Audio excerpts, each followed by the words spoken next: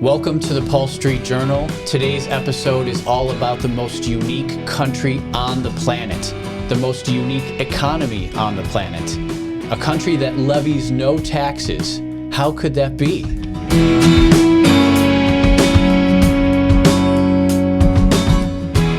Vatican City State is home to the Pope and the Catholic Church. It's also one of the smallest countries in the world. We talked about the Papal States in Season 2, Episode 1. And since 1929, it has operated independently from Italy. Freddy, good morning. Good morning, Brian. Freddy, how is the Vatican funded? So the Vatican is actually funded in several ways. The economic power is pretty distributed. One of the ways that it is funded is donations from the faithful of the Catholic Church. And the primary way that those donations make it to the Vatican is Peter's Pence, an annual collection from the dioceses across the world in which they donate to the work of the Vatican.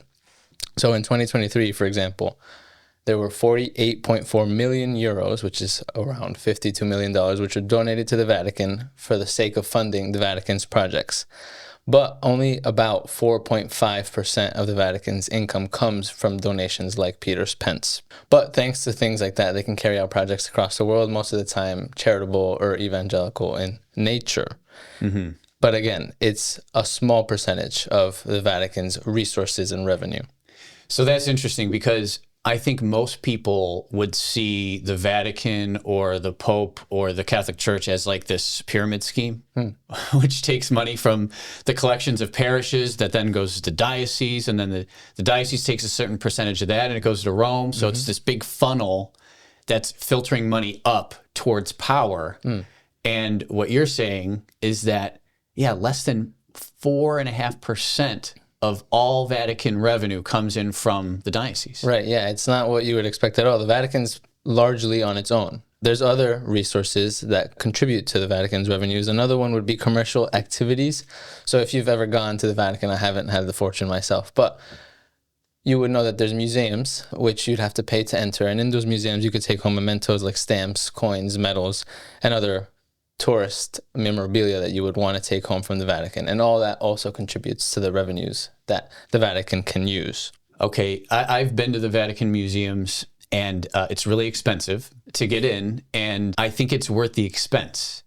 But I remember there were thousands and thousands of people there every day, and I think, I don't know what the costs are anymore, but it was like 50 plus euros each person. So we're talking like hundreds of thousands of dollars of revenue per day that they're getting just from the museum admission fees. Yeah, I think it's a large part of the revenues. It's worth it. Like I said, the museums are spectacular. Some best museums in the world. I'd love to go one day and contribute. Okay. A third source of their revenue is things that come from their real estate. So like you said, Vatican City is one of the smallest countries in the world, but they do have some real estate that they can leverage and their properties that they can earn revenue from as well. The fourth source is investment income. So the Vatican also generates some income from investments of their own in the market, as other companies or dioceses even would do. Another is services, which I think would be rather well known. The Vatican also generates income from services like universities and hospitals that belong to the Vatican. Our diocese, for example, sends our seminarians, or has sent seminarians, to the two pontifical universities in Rome, which are the Gregorian and the Angelicum universities. Yeah, we have in our diocese seminarians and priest friends of mine who have gone through those schools in Rome. Me too. I have a very good priest friend who went to the Gregorian. Nice. Nice. The last source is, as you mentioned before, subsidies. They have a free water supply, tax exemptions, and other public funding, which helps their revenues be larger than they would be without these subsidies. Yeah, so I know that the Pope used to be in charge of the Papal States, which were many territories that made up the center of what we now call Italy. And I think that a lot of the funding came from the tax revenue of that whole area, that whole region.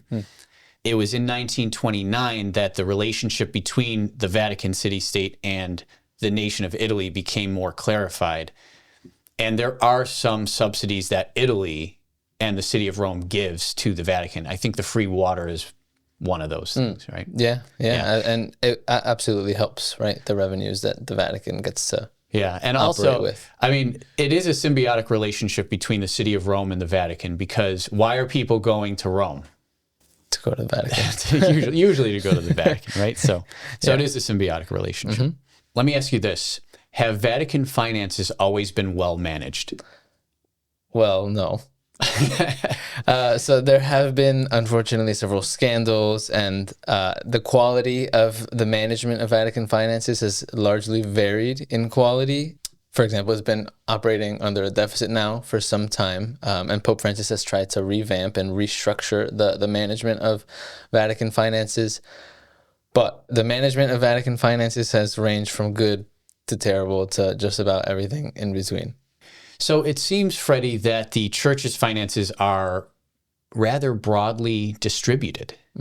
Yeah, absolutely. And I think the most important part of the Vatican's finances are to support its own mission of charity and evangelization, and the distributed income largely pours out into that.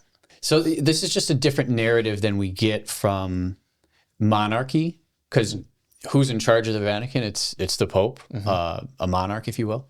But I think most Americans, we're trained to not like monarchies because, King George and tea taxes and so forth. Like we're raised in high school to dislike monarchies, right? But I believe that it's the absolute monarch that we've come to dislike so much if we watch Braveheart with Mel Gibson and so forth. But the Catholic version of the historical, original Catholic version of monarchy is a very distributed monarchy that operates under the principle of subsidiarity. It's not an absolute monarch. So the relationship between the Pope and the bishops and the local churches financially it's extremely distributed, right? And it's not this funnel of cash just going up towards whoever's in charge, like the late Bourbon era in France, right? So I think it's important to make that distinction between distributive monarchy and an absolute monarch. Yeah, even that model of distributed monarchy, as you say, the other dioceses that are connected to Rome but not financially funneling money, as people would think, the fact that it's still working, even if not very well, is almost miraculous, right? Yeah, I feel like it breaks all the rules of normal, market economics. What country doesn't levy taxes? What larger managerial structure doesn't charge and fund itself through the smaller subsidiaries, right? The Catholic model is just nearly miraculous. Can't believe it works. And if it wasn't so charitable to the poor, to its mission efforts, maybe it wouldn't be operating in a deficit. But what better reason to operate in a deficit? Very true. Other than giving to charities, advancing the mission, and they could probably use some better financial management here and there. All right, so that does it for this episode of the Paul Street Journal. Thanks for joining us, and see you next time.